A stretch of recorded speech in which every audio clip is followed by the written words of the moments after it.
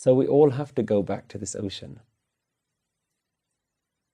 The question is, do you want to take the easy route or the hard route? The Guru is outlining the steps that you need and going into detail. Guruji goes into detail about how you do these steps. Are we willing to take this step? You need to take the express route. That's what Guru Nanak Dev Ji is offering you. But with all analogies, there are limitations. And even with the analogy of the river returning to the ocean, it is just that, an analogy. But there is a limit to how we interpret this. If we see ourselves as rivers and streams, then we may think just for a moment that we are not with the ocean. But Guruji is using an analogy here. Remember, you're actually not a river that is trying to make its way back to the ocean. You are already in the ocean. You never left the ocean. You are more like a wave in the ocean that doesn't know what it is. Don't for a moment think that you have to go somewhere. If you think you have to go somewhere, then you haven't understood who you are, where you are. The drop of water has never left the ocean. You are already there. So this makes the path even more difficult. Then you really have to listen to what the Guru is saying. Because the Guru is showing you how to recognize where you are, not telling you to go somewhere else. This is not an live properly proposition. This is not live properly now and then when you die you will go to the correct heaven. The correct gates will be opened for you. If you don't find God now, there's no chance of you finding God when you die. Find God now while you're alive.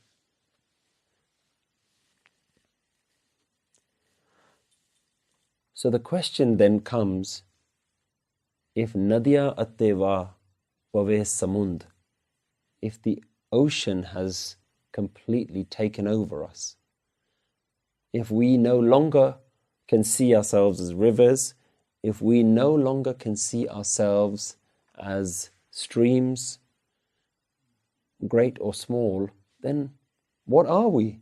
What are we left with? Are we left with nothing? To this Guruji replies, Samund Shah Sultan Girha Seti Maltan. Here the word Samund comes again, the ocean comes again, but it's no longer talking about that divine ocean. If you are like a king, a Shah, a Sultan, that is as great as the ocean, an ocean-like king or master, Girha Seti Maltan. Girha means mountain. Girha Seti, mountains like. Mal means your storage, your stock. Tan means your wealth. Imagine you were a king who was as grand as an ocean, with stores of wealth as high as all the mountain ranges.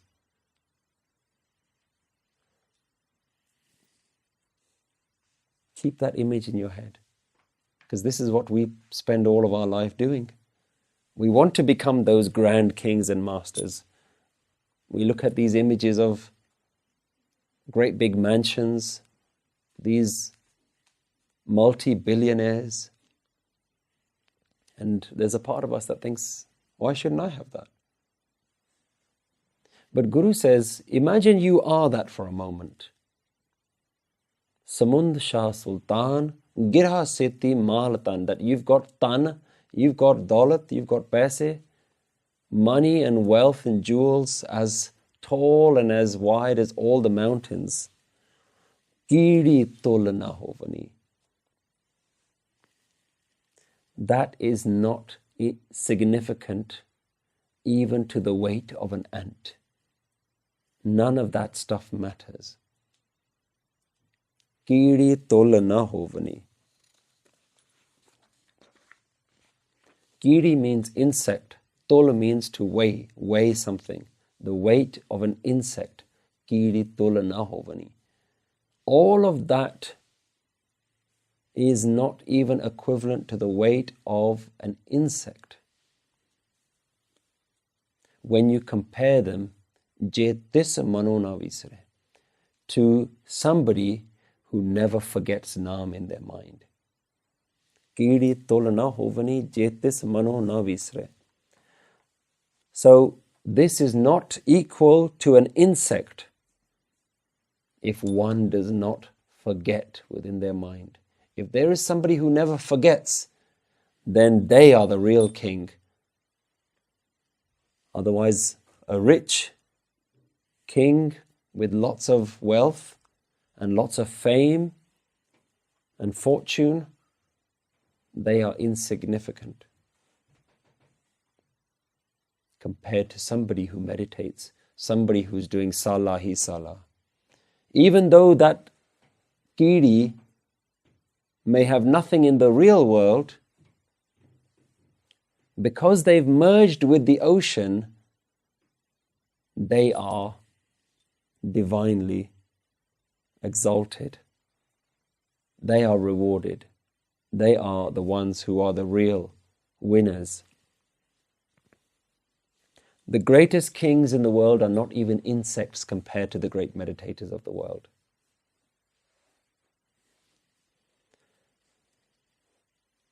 Knowing what you are is the biggest wealth that you can have. That is your wealth. Gurbani uses these analogies that meditators trade in Naam. They barter in Naam. Their conversations with each other are conversations of Naam.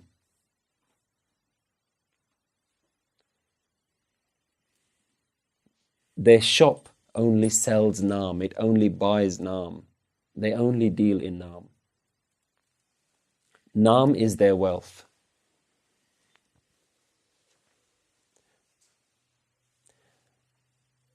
Remembering who you are is so beneficial to you because what you then connect with is a part of you that you don't have to let go of. You have to let go of everything else. It doesn't matter if you are rich and famous and you have piles of money as high as mountain ranges.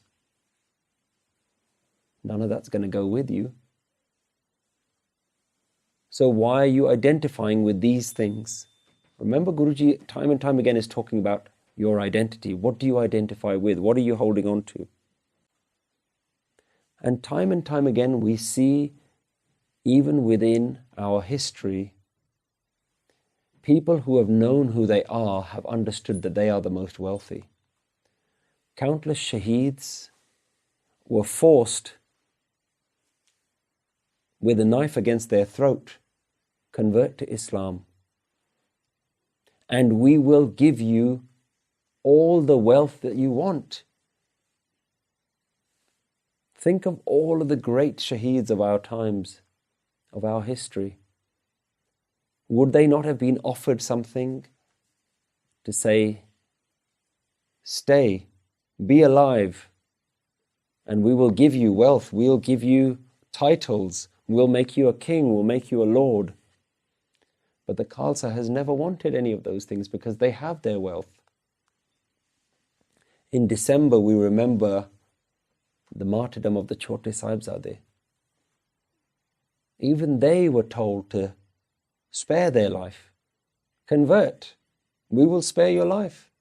Maybe they would have been even offered great things, because the people converting them would have wanted to keep them as trophies. Look, we've made these people one of our own. Queen Victoria did the same thing with Maharaja Ranjit Singh's son, Maharaja Dalip Singh. She kept him almost like a trophy. come to our side. She trained him in the Christian way of life. He was the trophy Indian prince. But the Chote Sahibzade, and think how young they were, maybe 6 or 8 years old. They knew who they were. They had that wealth within them that they said, we don't need your wealth.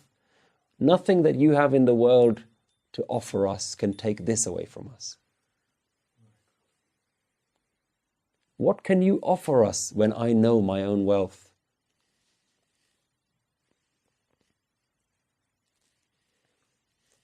All the knowledge of the universe is insignificant.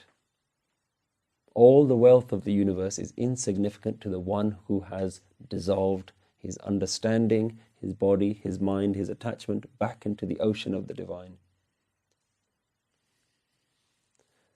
The vastness of the material world is no longer attractive to them.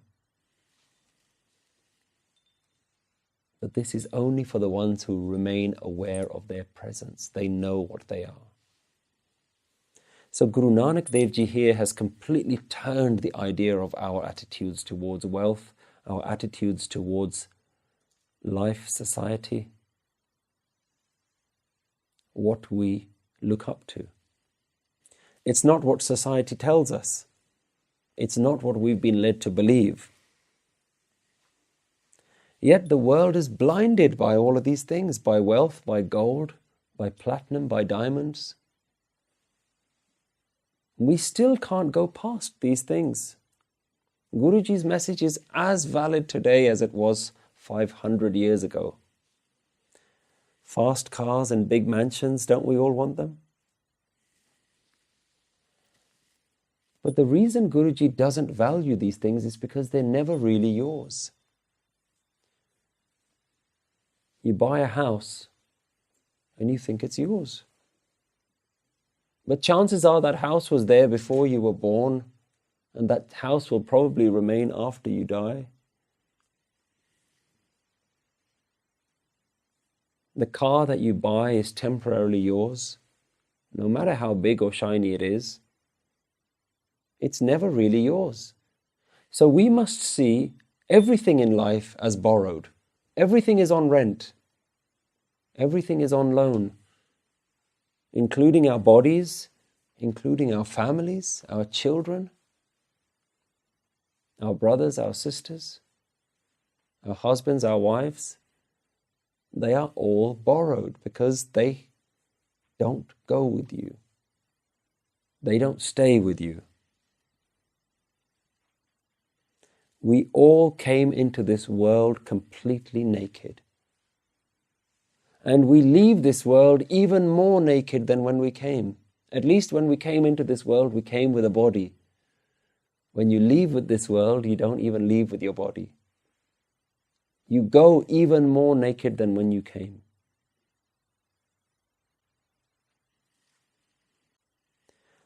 And this is the wealth that we've brainwashed ourselves with. This body, this family. We may even delude ourselves in saying we're wealthy because we have a healthy body and we have a loving family around us. Even that is not wealth. Hold the Guru's hand. Take the Guru's pill of Naam and go within yourself. Then you may know what you are. You are pursuing everything else except that which is already there with you. That which has been given to you for free. Your aliveness is there waiting to be discovered. And it's sitting inside you, and while you explore the external world, you're missing. You're missing out.